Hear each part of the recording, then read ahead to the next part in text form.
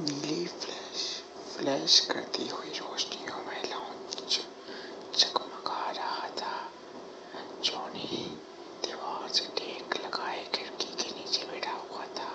جب اس نے ریوالور اپنے منہ میں رکھا تو ریوالور کے اسٹیل کی ٹھنڈ اسے اپنے دانتوں میں محسوس ہونے لگی۔ سائرن کی آواز بڑھتی جا رہی تھی۔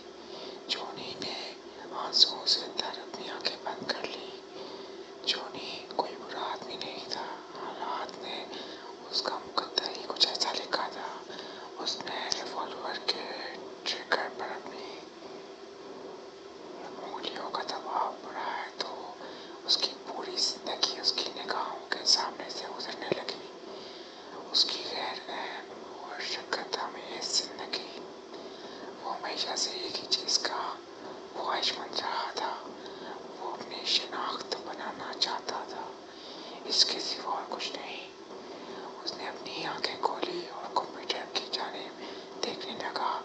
اس کا تازہ ترین ناول کمپیوٹر کی اسکرین کی زینت بنا ہوا تھا۔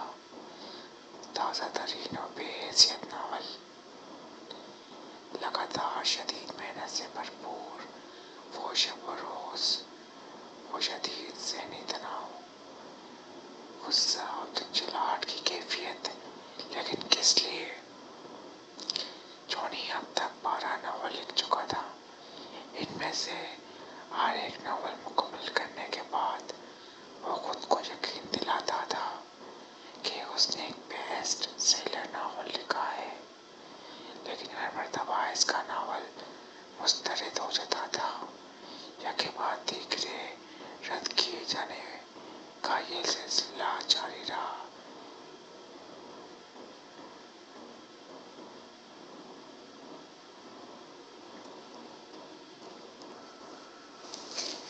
ان پبلشرز کو کیا پتا، شاید انہوں نے اس کے ناولز کو پڑھنے کی زحمت بھی گوارا نہ کی ہو، اس کی تحریروں کو فضول اور ناکارہ سمجھا کیا ہوگا، جیسے کہ جونی خود تھا، فراموش کیا ہوا اور مسترد کیا ہوا۔ یہ خیال ہر وقت اس کے ذہن پر مسلط رہتا تھا کہ ایک بیسٹ سیلر ناول نگار کی حیثیت سے اس کی شناخت بن جائے، ناول نگاری اس کی پہچان بن جائے۔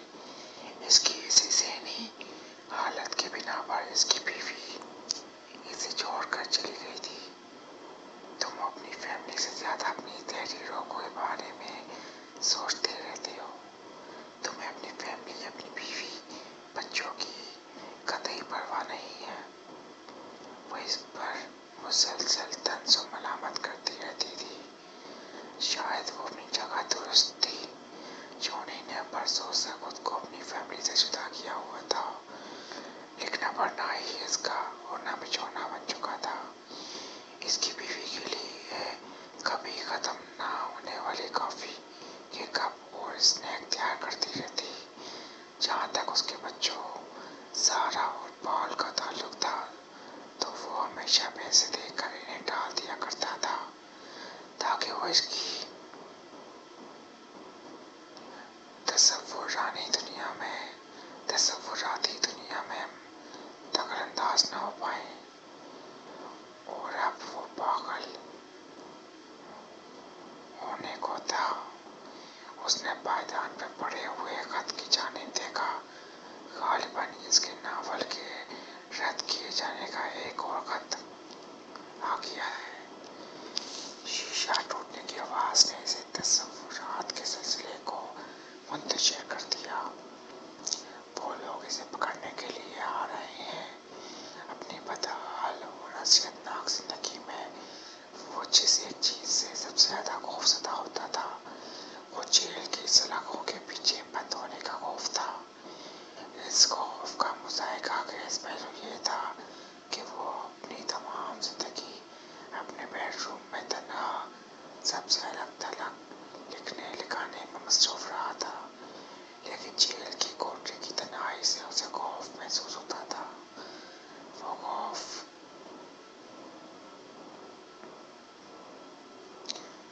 محصوری کا مریض بن چکا تھا۔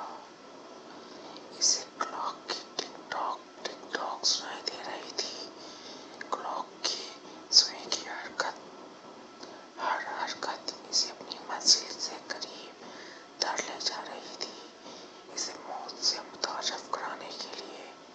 इतने में दाखिली दरवाजे पर ठोकरें पड़ने और इसके टूटने की आवाज़ें सुनाई दी। उसने मुसल्लह पुलिस वालों को अपने कमरे में दाखिल होते देखा। जॉनी ने फौरन ही अपने मुंह में रखे हुए रिवॉल्वर काट कर दबा दिया। फिर उसका ज़हन तारीकी में डूबता चला गया। एक रोज बाद जॉनी दी प्लाजा नामी रेस्टोरेंट के साए में खड़ा हुआ था। एक रोज कबल जॉनी दी प्लाजा नामी रेस्टोरेंट के साए में खड़ा हुआ था। हल्की बारिश पड़ रही थी। इसके नरम ब्राउन बाल गीले होकर इसकी चुंदिया से चिपके हुए थे, लेकिन वो मौसम की इस कैफे से कतई बेनियाज था। इसके मुंतशिर ज़हन पर बस एक ही धुन सवार थी, जेम्स नोलान से मुलाकात। उसने जेम्स नोलान और इसके हमरा एक और शख्स को रेस्टोरेंट में दाखिल होते हुए देखा। जॉनी ने रुमाल से अपने चेहरे को खुश्क किया तो उसके हाथ कँप रहे थे। वो इत्मीनान से चलता हुआ रेस्टोरेंट में दाखिल हो गया। किसी ने इस पर तवज्जो नहीं दी। वो सीधा इस मेज पर पहुंच गया जहाँ